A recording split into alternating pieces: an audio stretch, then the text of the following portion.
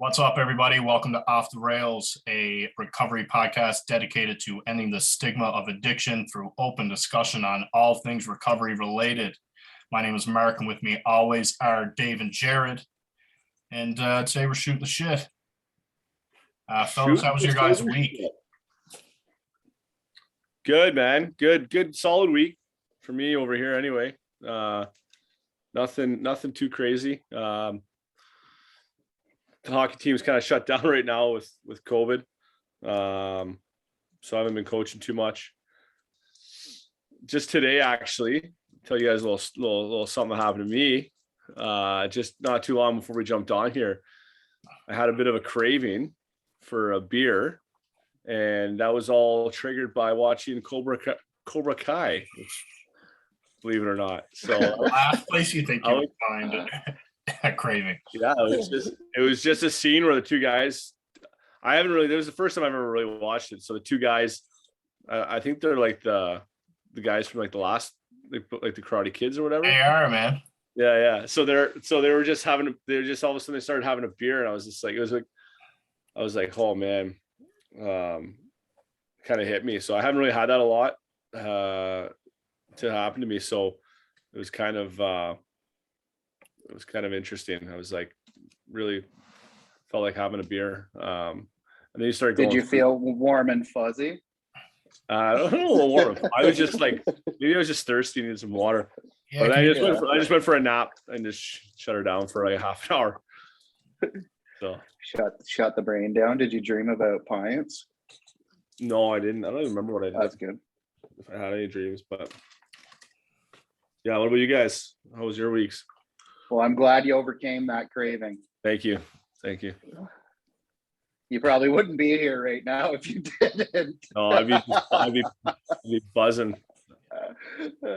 Jared, how was your week, man? My week was good, man.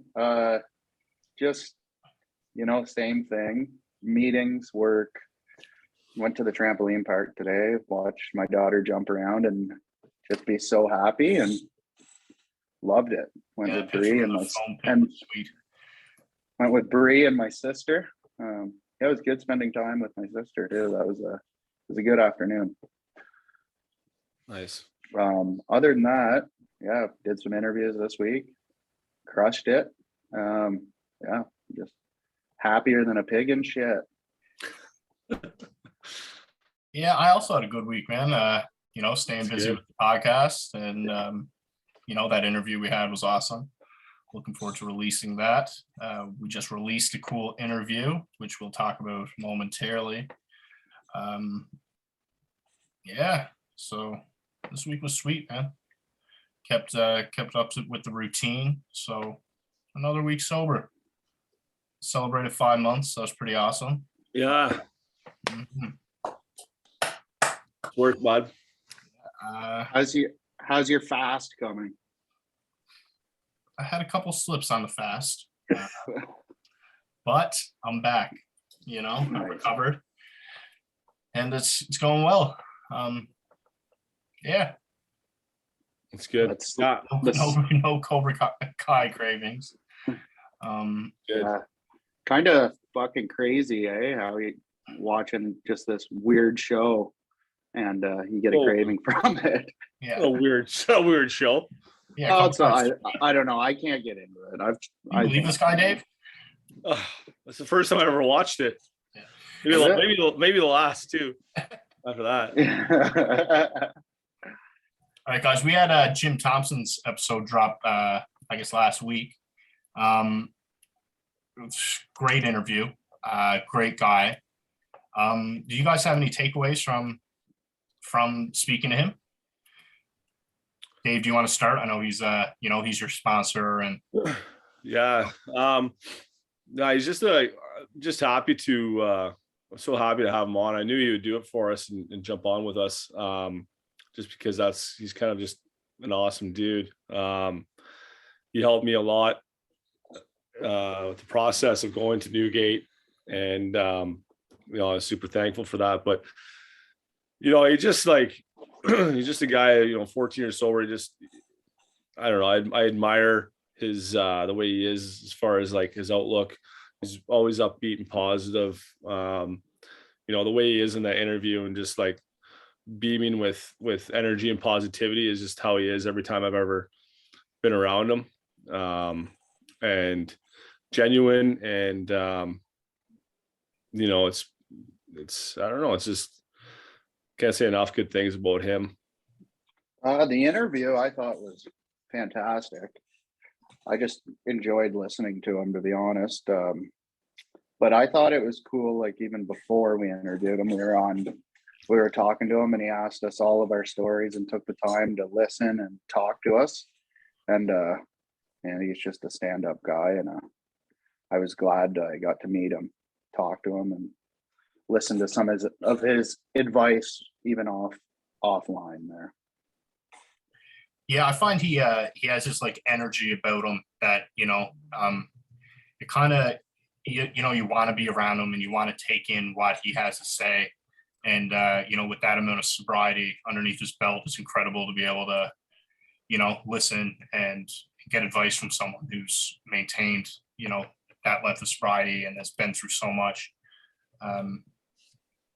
So it was awesome talking to him. Another thing that I liked, he talked about how he's just totally transparent with like his kids, and because when I'm having a daughter, there are certain things that I do have that like nervousness about, like kind of opening up and talking to her about it.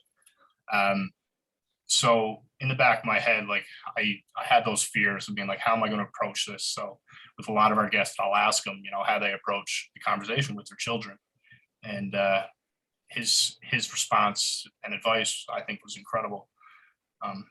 Jared, I don't know if you could speak to that. Yeah, like even when I first got home from rehab, like we told my daughter I was just going to work. Yeah. But Bree was telling me that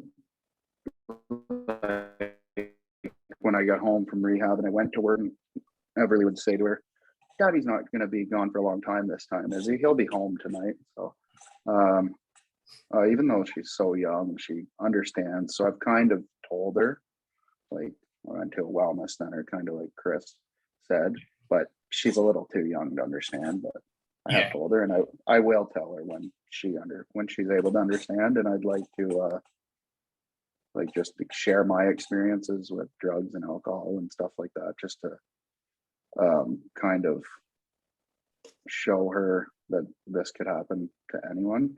And I'd never, like, if you want to go try it. I'd never like force you not to do something, but just, I think, educating her on the right thing to do, or a safer way to do things, I think is the best idea. Because when I was younger, I was sheltered from it all.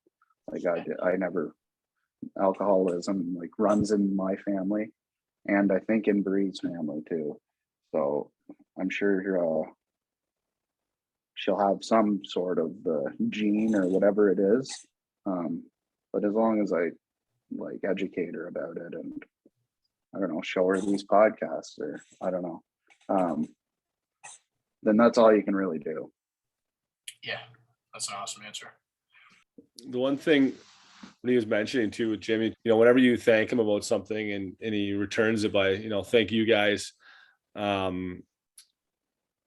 It's genuine, and it makes you feel good. When us opening up, or us doing what we're doing. And, I've had that a couple of times now too, where someone's like reaching out, kind of texting me or whatever, and thanking us for the podcast. And I had a friend reach out just saying like, you're helping more people than you know. And, and saying thank you, but really it's like, I return it out too and say thank you back to them, because it is so helpful for me, right? For us, like, feels good. That's why we're doing it.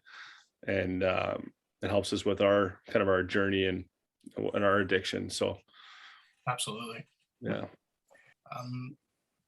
Jim mentioned he mentioned the show Dope Sick when we were talking to him.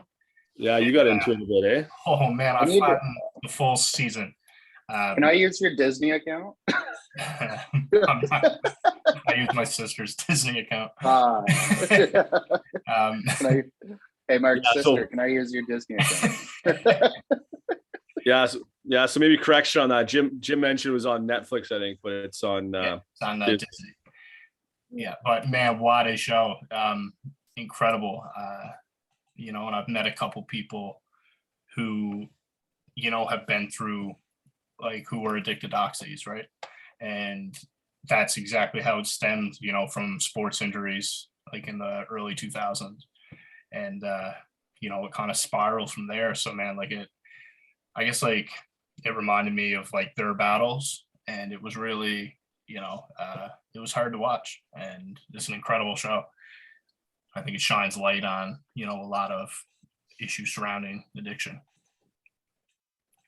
So I like having Jim on too, because they're like, I don't know, you see in the like online now and stuff, all these people that are very successful and I don't know, even famous people that struggle with it. But when I was like struggling with it, I didn't really see it. So I don't know if I didn't see it because I didn't want to see it or what, but I think that's why I like this podcast too, because we're going to have a bunch of different people on here that from all ways of life, and just to show you like different stories, and it's kind of cool actually.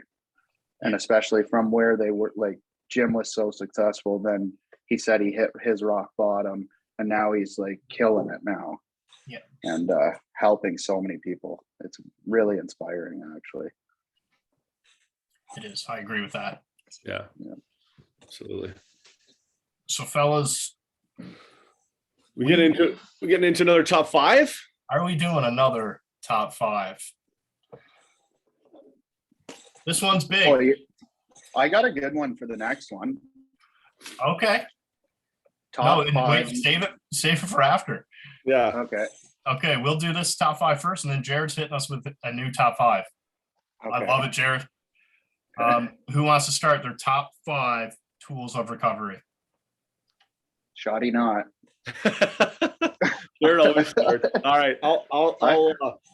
I always get the short end of the stick on this. And then I don't even know what to say, and I mess it all up every time. So All right, I'll listen to you guys first. I'll get I'll into go my last. top 5 here. All right. Let's hear it. I had a tough time putting these in order, actually. So I don't know. I think you could slide these around in any order, but the fact is that Oh, they got to be in order. well, I don't think not necessarily. All mine have the same importance. Yeah, I think they're all important. They're all my number one. Okay. Yeah. Okay. Well, I was thinking like if you had to like, really only have one though, Okay. I have 5 ones. Okay. Top 5, any order, top 5. Here we go. All right. Number 5 for me, I put exercising, going for a walk, working out, just getting moving. I go for a walk with the dogs daily, if not twice a day. Exercising, working out. I know I got to get doing more of it. But just getting the body moving. Everyone knows how good it feels after working out. You feel, you feel amazing. So, just got to get doing it. And I always, it's definitely a key for me, my mental health. So that's number 5. Number 4 is going to an AA meeting. I mean, number 4. I don't know what to say with that. You kind of puts you in a good place. I've a couple times have gone and not really wanted to go actually. And then after going, it just such a better mood. Just feel better about my day, better about life. You're in there with a bunch of like-minded people, and it's good. If you don't want to share, you don't have to share. If you're in the mood to share, sometimes that feels good too. So that's number 4.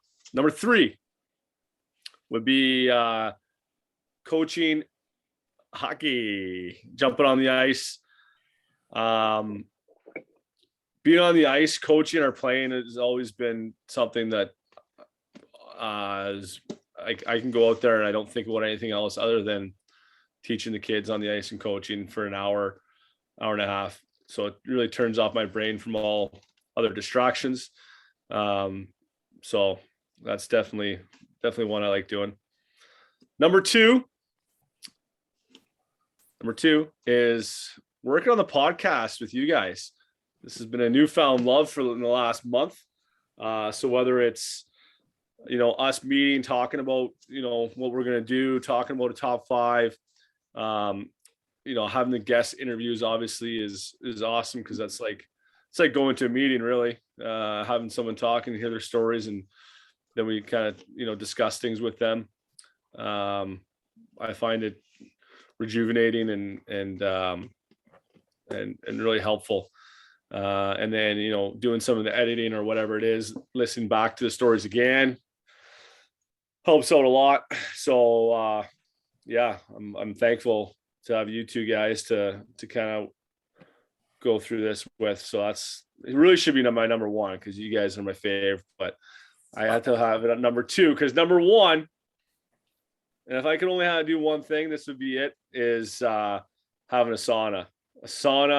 I go in there, close my eyes, like sweat it out. You just sweat out all the toxins. Just, oh man, it's the best. I love it. What toxins? Just, well, not the booze toxins anymore, but it used to be that. I would do that to sweat it out, and I'd feel like I'm $1 million after drinking too. But now it's just sweating out just all the negativity, just releasing it all. And it's like my meditation, man. I love it. So that's my top five. And that was a really great list. I'm not super stoked to go after that, but I will. I wish I went first now. Yeah, that was good. Yeah, shit. Great list, Dave. Yeah, okay. These are in no order for me. Number 5 for me is journaling. Shocker. I journal every day. I wake up every day. I do a morning check-in where I write down how I feel physically, mentally, emotionally, and kind of create my expectations for myself for the day.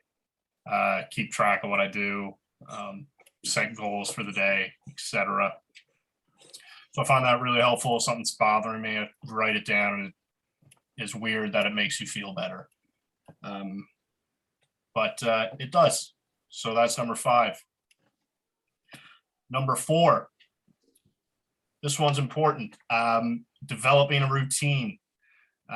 So whether it be sleep or exercise or just your day-to-day schedule, creating that routine for me is crucial. And when you plan, you set it up so you plan to stay sober. And if you stick to that plan, then you're going to stay sober, right?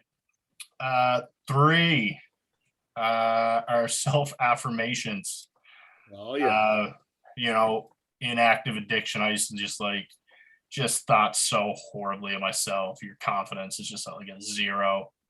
And you have that voice in your head that just speaks so shitty to yourself. I used to call myself a piece of shit, in my head on repeat.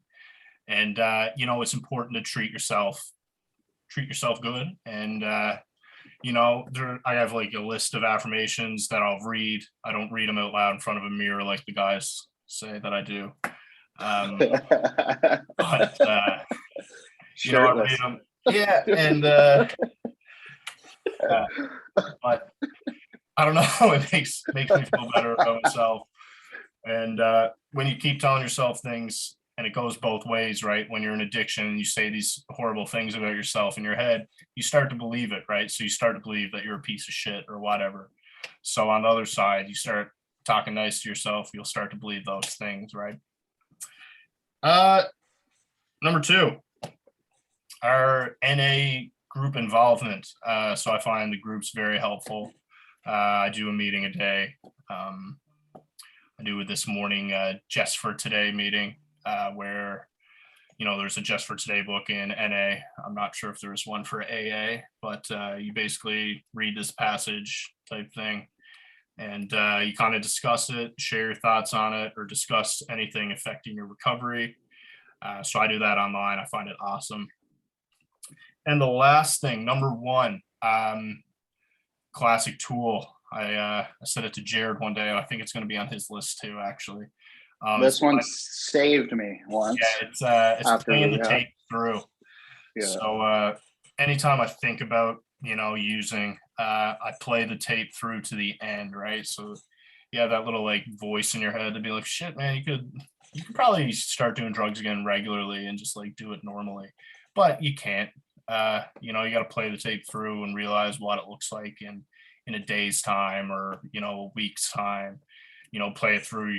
I'm not, if I start doing drugs again, I'm not gonna, I won't be a part of my daughter's life. I'll fuck up such a great thing that I have going again, and I want to be sober, and I remind myself of that. So I play the tape through to the end and see what it looks like at the end. So yeah, that's it for my list. Play the tape through. I didn't forget because I love that one. I almost got it tattooed on my arm, and then I was like, maybe I'll just get a bracelet or something instead. Yeah. Yeah, I got Just for Today tattooed on me. So yeah. That's sweet. That was a good list, Mark. Thanks, buddy. Nice. So Jared, let's hear them. Oh, my list. One day at a time. Is that your number one? No, I'm just being a smart ass. One of my big ones is relapse warning signs, and just being aware of my surroundings and my post-acute withdrawal syndromes, which symptoms is my brain. Speaking of which, mush. So too many drugs and alcohol for the last 10 years. I'm like completely burnt out. Anyways, so yeah, like kind of being edgy and stressed and stuff. I need to just sit back and like think about it and relax. That's one I always got to be aware of. A big one for me is AA meetings. I really enjoy going to meetings. And yeah, it's just like a big sense, like a sigh of relief when I walk into the room. I'm like, oh, like I don't know, it's almost as good of a feeling as when you really got to take a piss and it's starting to hurt and then you piss and it's like, oh, this is the best feeling ever. That's kind of what it feels like.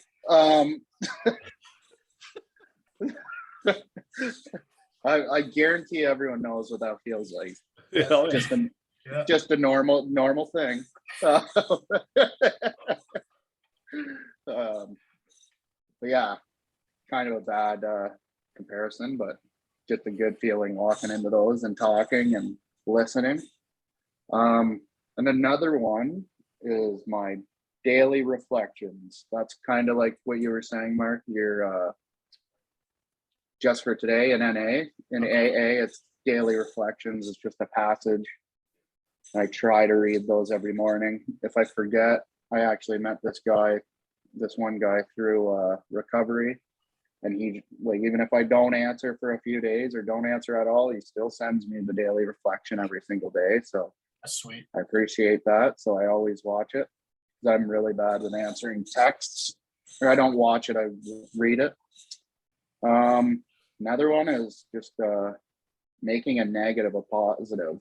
When I was like, I've always had problems making negative situations, or even if someone says something positively to me, hearing it negatively for some reason, I don't know why.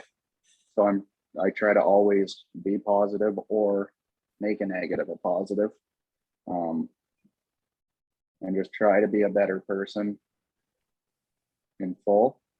I think positivity is key, and it's definitely key in my recovery. I need positivity in my life, and Even if I'm thinking a negative thought, I spit it out positively because it's got to be positive.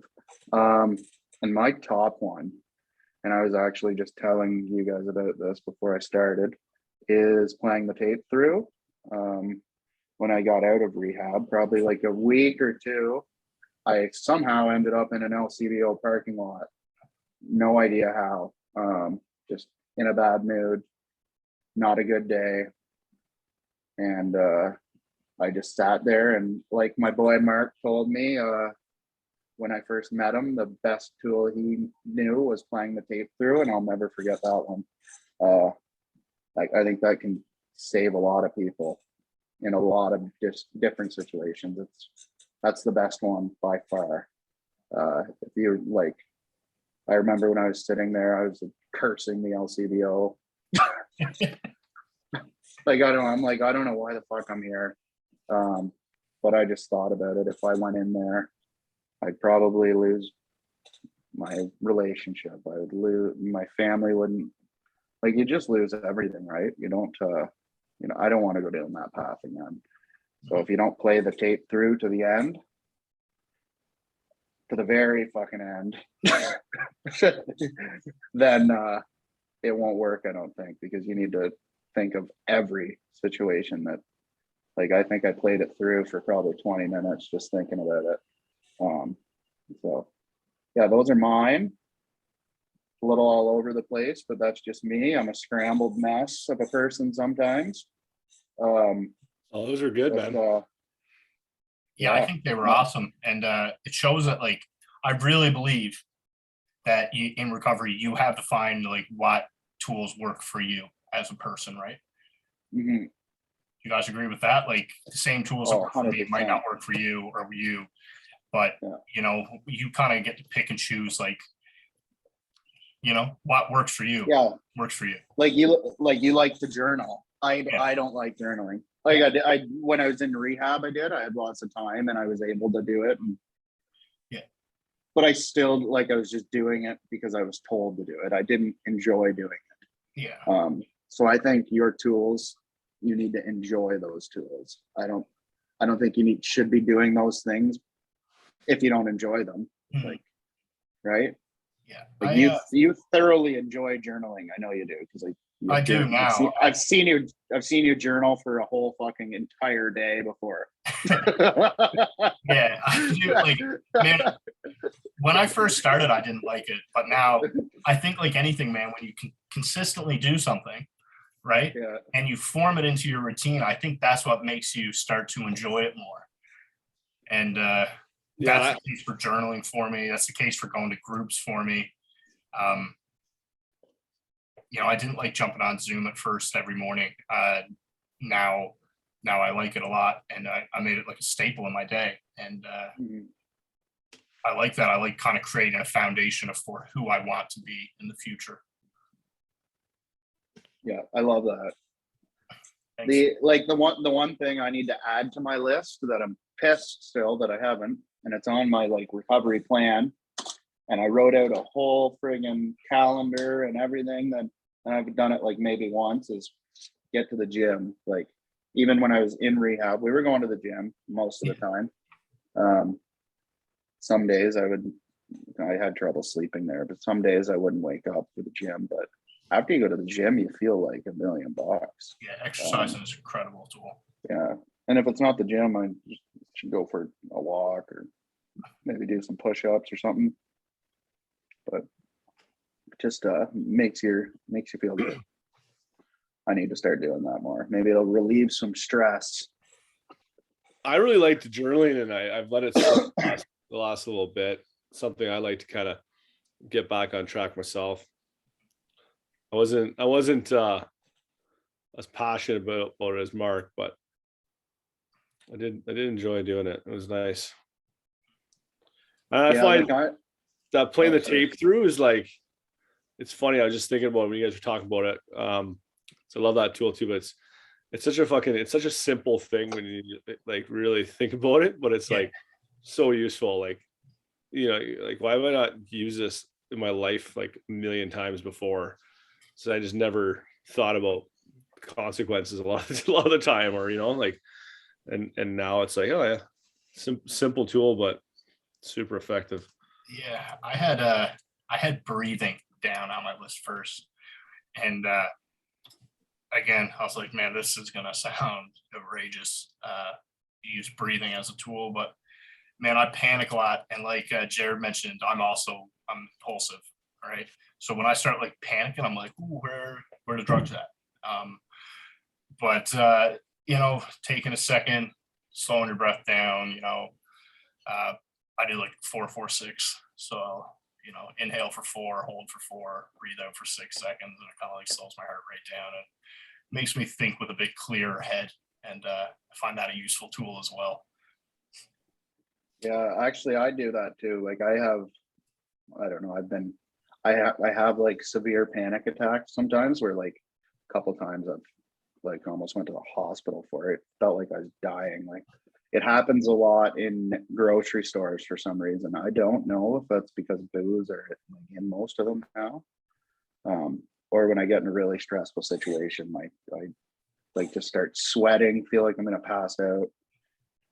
I'm on medication and stuff for it now, which is good, but it was debilitating for a while at some points. But the breathing, like when I feel like when my heart's starting to get like that, what you were saying, Mark, and your thoughts are starting to race, the breathing does help a lot. Yeah. Sometimes I'm just like sitting there and breathing, and Bree's like, what are you doing? I'm like, give me a minute. This fucked up guy needs to work on himself for 2 seconds, but I can get back to reality here.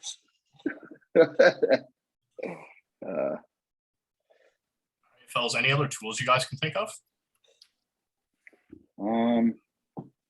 I like there's one where it's like an anger assessment. I kind of use it when I get angry. I like to make the situation funny. So like just like, I don't know, I got to use things where I got to think about what I'm doing. So I'll say I'm angry or something hypothetically because I dropped some pasta or something on the floor. What a waste of pasta. And I start to get mad, and then I'm like, what's wrong with me? This is kind of funny. But I don't know. That was a terrible comparison, but I don't know. But just try to make situations funny rather than be angry. Like I try to avoid being angry now. I don't think there's any need for it in my life or anyone's life. It's pointless. What's the point of it? What's the point of being angry? Even though it is a emotion, but I just don't like that one. All right, guys. For listeners out there, if you guys have any tools that you find work for you, hit us up in the comments down below. Jared, what's your... Yeah, I was just gonna say that. Before you send it out, I was gonna ask Jared what his next top 5 was. Well, it was gonna be top 5 non-alcoholic drinks. I like that. And then I started thinking, I'm like, and then I was like, I like top 5 motivational quotes. Oh yeah. Yeah. I like that one, man. Yeah. I like that. Yeah. One tool I write down, I got a little tiny book that I write quotes that motivate me. Yeah. So you win. No, but I'm pretty excited for this, man. No, I know. This isn't a winning and losing thing. This is just and whatever. Cool We're all thing. winning. I'm just joking. I like that. I like that one though. Yeah. So that'll be next episode. Yeah. Sweet. All right, guys. Yeah. Oh yeah, and also if we hit 1,000 subscribers, I will quit smoking. 100%. 1,000 subscribers on YouTube. Yeah. All right. I love that. I think we're at about 108. So yeah, we got a ways to go, but Jared's quitting smoking. We're So getting. I got a few puffs left. Yeah. Maybe make them count. Yeah. Make them count. Smoke normally. Don't smoke. Yeah. All right, guys. If you or someone you know would like to be a guest on Off the Rails, hit us up down below or on our Instagram. Please like and subscribe and follow us on Instagram. Thank you for listening.